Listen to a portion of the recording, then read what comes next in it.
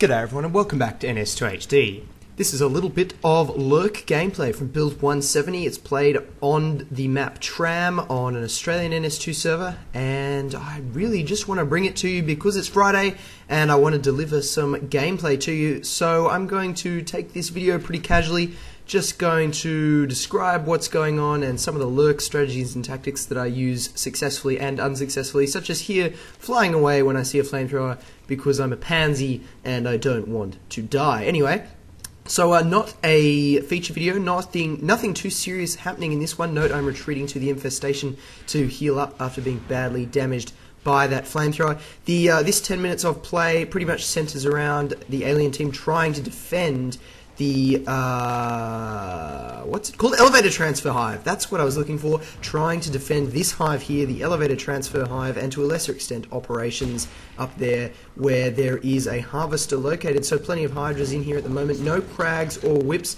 In this game we had about 120 team resources, I think. So I don't know what was going on. Maybe the commander was asleep or he was AFK or something. But not a lot of defenses going up in that hive, and we are going to be trying to defend it. There was a good marine team. There were 4 of them. They were pushing as a group with flamethrowers, grenade launchers, and shotguns all at once. So mixing up the weapons to prevent us, the alien team, from easily countering them. What I'm trying to do here is area deny and support my fellow skulks. Raw, the skulk there, he was playing a phenomenal game. He was just getting so many kills. So my commendations to Raw for being a crazy player, getting a lucky sniping in there on that marine, but I don't think I'm going to be able to kill him. He's going to retreat back into the base.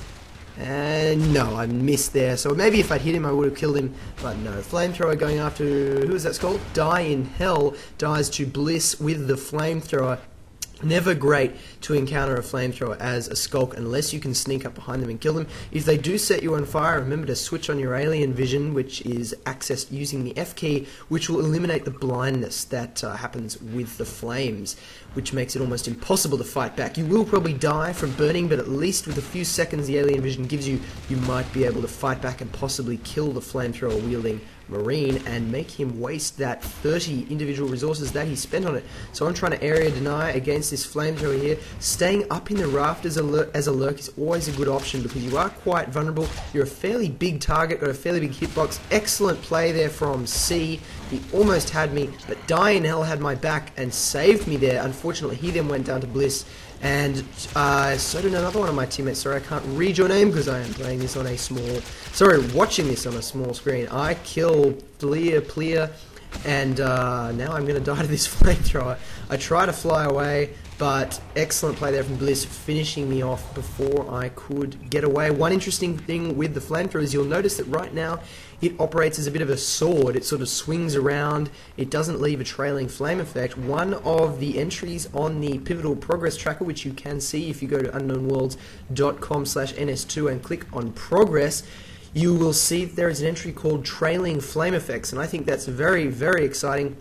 It's implying that the flamethrower is going to be given trailing flame effects, quite obviously. One of the interesting things I saw Unknown Worlds working on while I was in San Francisco was those trailing flame effects and trying to get the flames to do things like flow through vents and bounce, flow across walls as if it is a napalm fire or something like that. So there's definitely some really interesting things we can look forward to with the flamethrower, and this kind of sword effect you see right now is definitely only a placeholder, and it will be very exciting to see where that goes. Retreating through the smashed tram there, which only Lurks and Skulks can get through, and I think Fades as well, so Marines can't get there. It becomes a really essential route for the aliens because, as you'll see later, or I'm not sure if you'll see it later, but at some point you'll realize that the Marine Commander can block off that that causeway between the server room hive and the alien start hive with the lockable door, which can be seriously a big headache for aliens. It gave me a headache later on in this game. I'm not sure if you'll see that, though. Pretty good infestation spread from the alien commander up from elevator transfer into this area. I think I'm catching a group of Marines at just the right moment. Notice the hive site, the red balls that you see there, or the red eyes. I'm not sure what I'd call it, but they are revealing Marines that are sitting on the infestation, and I'm trying to area deny them from getting into elevator transfer and hoping they don't know where I am. What am I doing now? Oh, I know, utilizing this vent, very underused vent, but it's very useful. I'm having a bit of trouble flying into it because I'm I'm not an expert Lerk pilot, but you see how I came out and exited, and I hoped the Marines would be standing there and I'd be able to gas them, but it was not to be. What am I doing here? I'm trying to harass Marine start here, waiting for the snipe, hoping. Oh, it's a miss against C, and he sees me and he brings the pain down.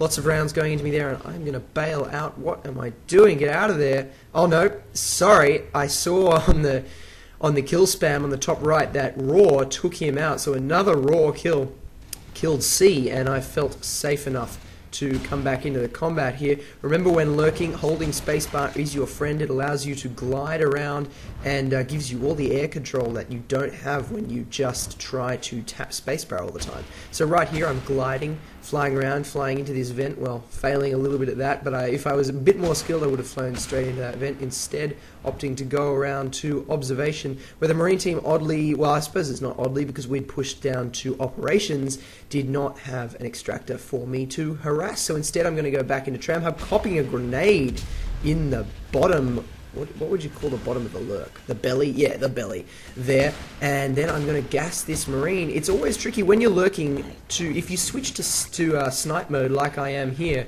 or to spike mode, your gas will dissipate. So it's a bit of a trade-off. You can go for the kill, but you will lose your area deny effect. And the Lerk is capable of filling up a decent-sized room with gas. You can fill up the entire width of the tram tunnels with gas. Can't quite fill up this room though, Tram Hub, because it is so big. But if you switch to spikes in the middle of the fight, you will lose that effect, and you might actually allow the Marine to escape. This glass is not airtight, buddy, so I'm going to be able to gas you through that and help my fellow skulk there, and someone flaming that skulk, and that's caused me to want to bail out. I've bailed up to this little girder here, which I think is safe, but it's not.